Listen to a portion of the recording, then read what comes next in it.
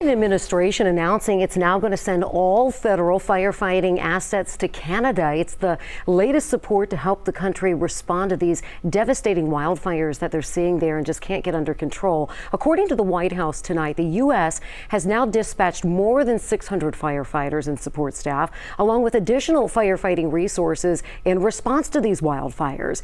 Nearly 9.5 million acres already burned, and more than 11,000 people have been evacuated so far from remote parts of northern Quebec. Thousands more could be evacuated soon. Now, I want to give you a live picture of downtown Cincinnati right now. Our smoky sky hasn't been as bad as the Northeast, but it could still impact you and your family's health. So joining us now, Dr. George Leithoff. He is with the Division of Pulmonary Critical Care and Sleep Medicine at UC's College of Medicine. Thanks so much for joining us. Let's talk a little bit, as I was saying, obviously we are not seeing nearly the smoke that they're seeing in the Northeast. I mean, when you were looking at New York City yesterday, it was really unbelievable. They canceled games, canceled performances. But is it something that the average person here in Cincinnati needs to be concerned about? Yes. Right now, it's gone down a little bit, so we're in poor conditions. But when we're at unhealthy conditions, that's a pretty serious time.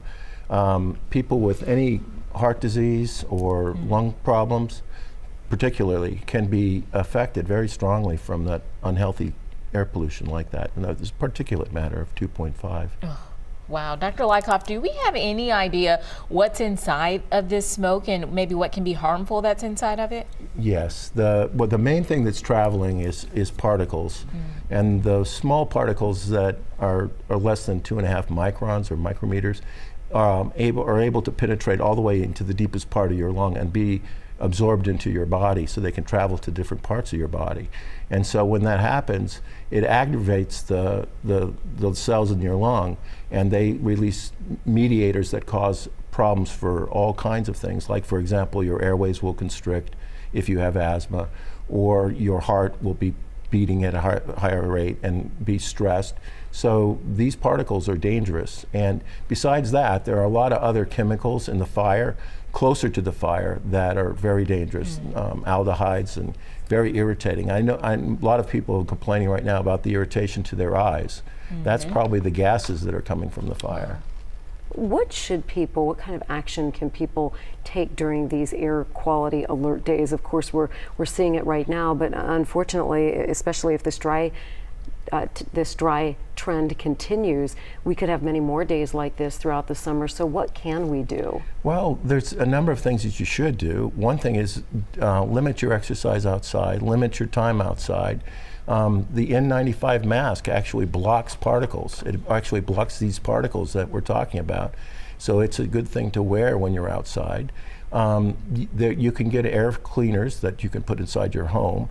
You could actually build one if you take a box fan and just put a filter on the back of it and get some duct tape and put it onto the side of the inside of your filter. It'll actually help filter the air. Wow. So there's quite a few things you can do. Staying inside is the most important one right now. But I want to tell you that unlike ozone, which when you go inside, you really reduce the concentration of ozone. These particles penetrate through into your home, about 70%. So if you have an unhealthy condition, you can imagine 70% less is not enough. Wow. Which is what they were saying yesterday in New York, why theaters and such had to shut down, because they were trying to sing, and even though they were inside, it still was getting through to their throat. Yeah. I know many people may be wondering, when all of this passes through, hopefully soon, what are some things that maybe we can do to clean out the air that may have passed through our homes? The most of the particles that we're talking about are transient, and they won't settle. So that's not house cleaning that'll really be a problem. The air will just recirculate and you'll get fresh air in. So the particles that settle are much larger. Okay. I know it's early on. Are you guys seeing an increase in patients calling for irritation and concerns? I don't monitor that, and I haven't any information on that, but typically when we get these kinds of unhealthy alerts, we've done studies, and you look across a large area. Let's say the state of Ohio. If the state of Ohio has this situation like we're having now, you can expect maybe 300 to 500 people show up in the emergency rooms throughout the state. Wow. And some of those people are going to die. And you look at across the whole country, several hundreds of people will die from air pollution like this. It's interesting what you said, because initially I think of people who have lung issues, asthma, and that sort of thing, but you said heart condition as well, and that makes sense. Thank you, Dr. Lykoff, for being with us today. We appreciate it. No, you're welcome.